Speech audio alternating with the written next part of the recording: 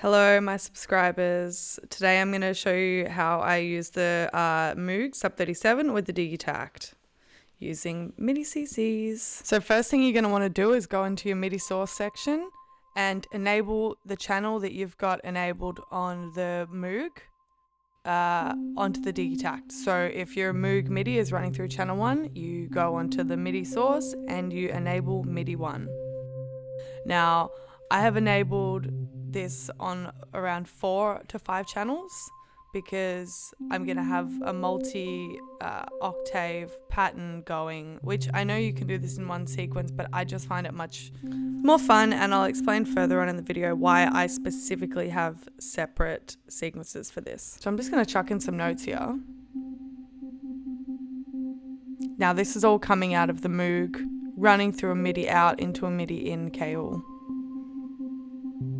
So I'm setting up the different octaves on different channels.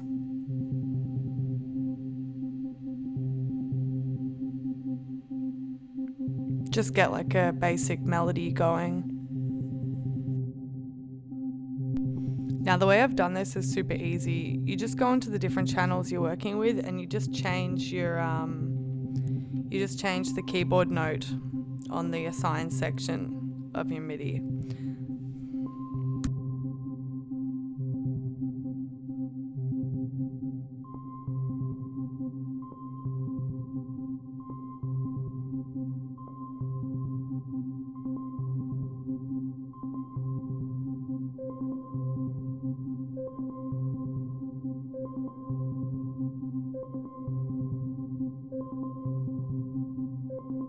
Okay, so let's move into the Midi CC section.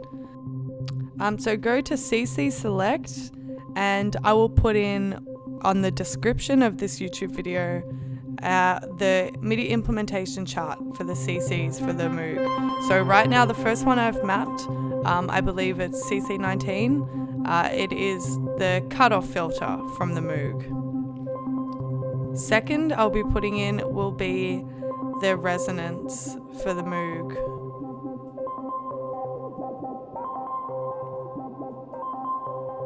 I think this is really cool that you can just control everything from the Moog on the Digitakt with the same tonal quality that you get from the Moog.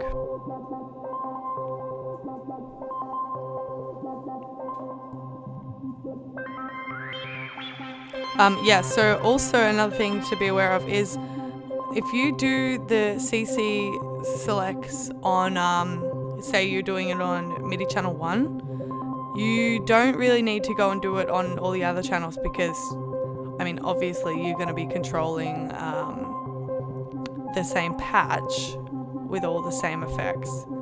I know this seems really like basic and obvious, but you know, I was doing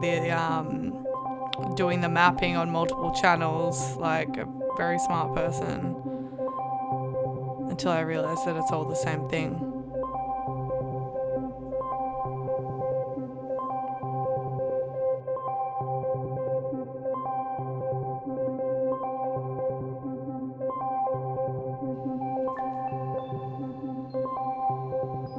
So right now I'm just again enabling another sequence channel and just going to pick up some new notes that I think would make this melody sound really nice.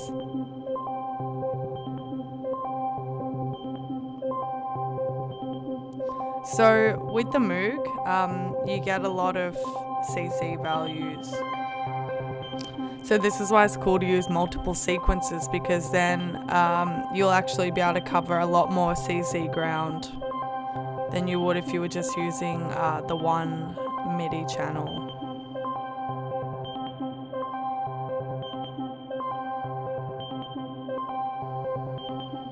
So right now I'm just kind of filling up some more MIDI CCs. So I've got some more parameters to control.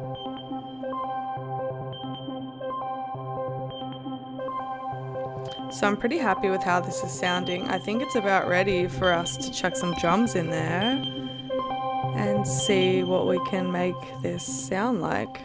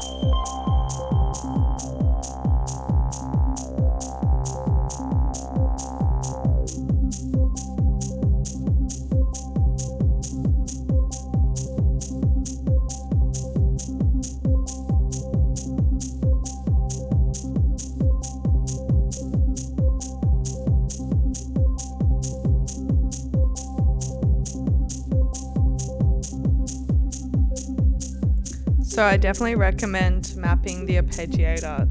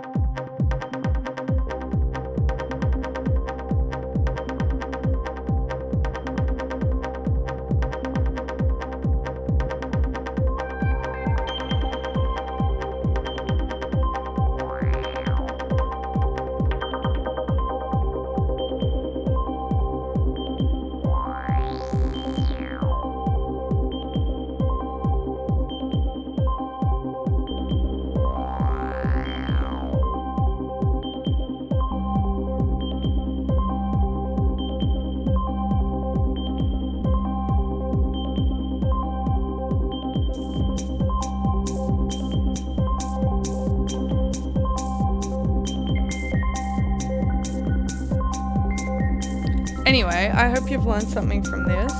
I know it's more of me just jamming than actually explaining too much.